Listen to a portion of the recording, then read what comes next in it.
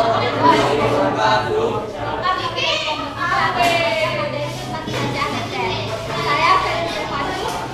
mau meneliti ini. Saya namanya Fernando.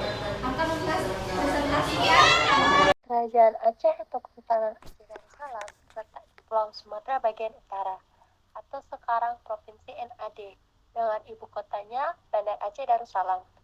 Untuk lebih jelasnya, perhatikan data lokasi kerajaan Aceh berikut. Dari gambar di atas, dapat kita lihat bahwa letak kerajaan Aceh berada di ujung Pulau Sumatera. Di sebelah barat terdapat Samudra Hindia, sementara di sebelah timur dan utara terdapat Selat Malaka yang merupakan jalur perdagangan paling ramai dilalui oleh kapal-kapal dari Tiongkok dan India. Kerajaan Aceh muncul sebagai tempat strategis di Selat Malaka, sebagai pengambilan pembekalan dan pelabuhan niaga bagi kapal-kapal yang akan lewat. Melalui Selat Malaka ini, penyebaran agama Islam yang dilakukan oleh para pedagang Gujarat dan dari Timur Tengah lainnya dapat terlaksana. Mereka tidak hanya sekedar pedagang, tetapi juga menyebar agama yang mereka anut kepada penduduk pesisir pantai. 2. Kehidupan politik Kerajaan Aceh. Kehidupan politik dan pemerintahan Kerajaan Aceh dipimpin oleh seorang sultan. Sultan atau raja awal mulanya berkedudukan di Kampung Pandi, namun kemudian dipindahkan ke dalam Darudunia atau sekitar pendopo Gubernur Aceh. Ibu kota Kesultanan Aceh berada di Bandar Aceh Darussalam. Namun pada tahun 1873, ibu kota dipindahkan ke Kumala di pedalaman Pidi. Dari awal berdiri hingga runtuhnya, terdapat kurang lebih 35 sultan di Kesultanan Aceh Darussalam. Berikut ini silsilah Sultan Aceh berdasarkan sumber Burtanus Salatin. Karangan Nuruddin Arani meliputi 1. Sultan Ali Munghayat Shah. Beliau merupakan pendiri Kerajaan Aceh sekaligus Sultan pertama. Ia memerintah dari tahun 1514 hingga 1528 Masehi. Pada masa kekuasaannya, Kesultanan Aceh berusaha untuk meluaskan daerah kekuasaannya. Selain itu, pada masa kepemimpinan Sultan Ali Mukyat Suyah, Kerajaan Aceh melakukan serangan terhadap kedudukan Portugis di Malaka. 2. Sultan Salaluddin. Sultan Salaluddin merupakan putra Sultan Ali Mughayat. Ia menjadi sultan di Kerajaan Aceh pada tahun 1528 setelah ayahnya wafat. Pada masa pemerintahannya, Kesultanan Aceh mengalami kemerosotan sebab sultannya tidak memperdulikan kerajaan. Masa pemerintahannya kemudian berakhir pada tahun 1537 Masehi. 3. Sultan Alauddin Riayat Shah Al-Kahar. Sultan ketiga ini merupakan saudara Sultan Salahuddin.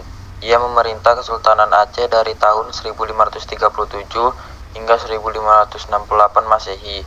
Pada masa pemerintahan Alauddin Riayat, Kesultanan Aceh mengalami banyak perubahan, terutama terhadap perbaikan bentuk pemerintahan Aceh dan perluasan wilayah. Kesultanan Aceh pada masa ini dapat menaklukkan Kerajaan Naru. Selain itu, ia juga melakukan serangan terhadap Kerajaan Malaka namun gagal. 4.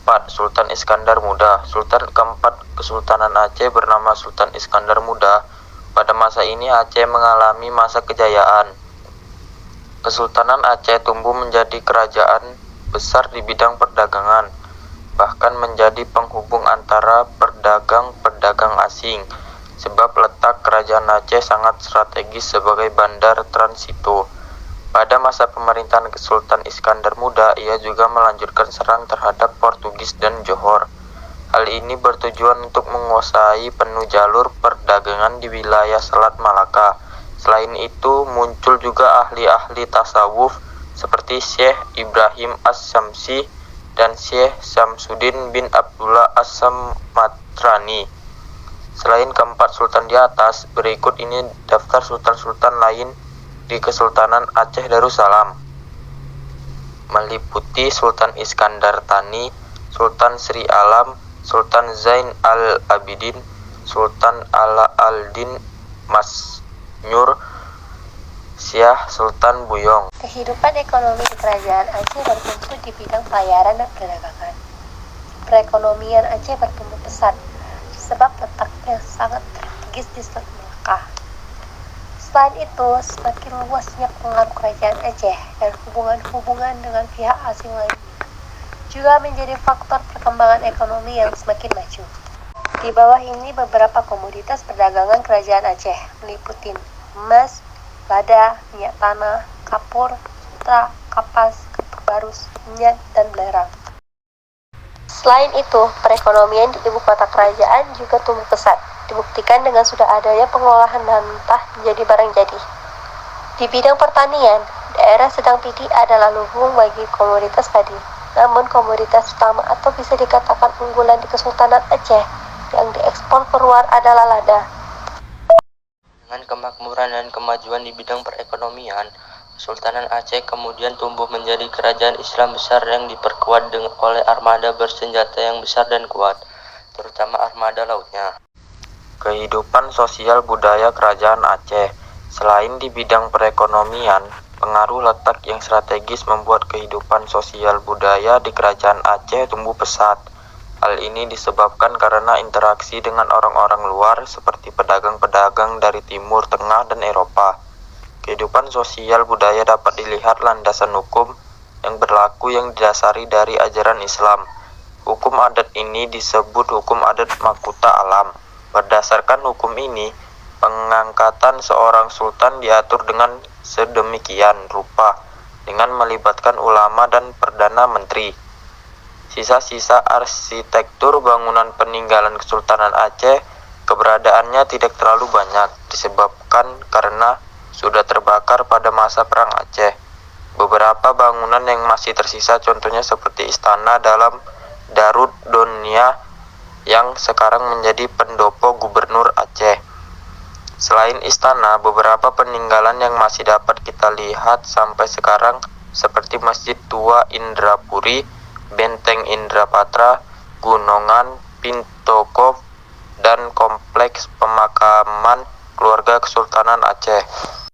Kerajaan Aceh mengalami masa kejayaannya pada permulaan abad ke-17 di bawah pemerintahan Sultan Iskandar Muda 1607 Masehi sampai 1636 Masehi. Di bawah kepemimpinan Sultan Iskandar Muda, Kerajaan Aceh kemajuan di beberapa bidang, antaranya bidang perdagangan.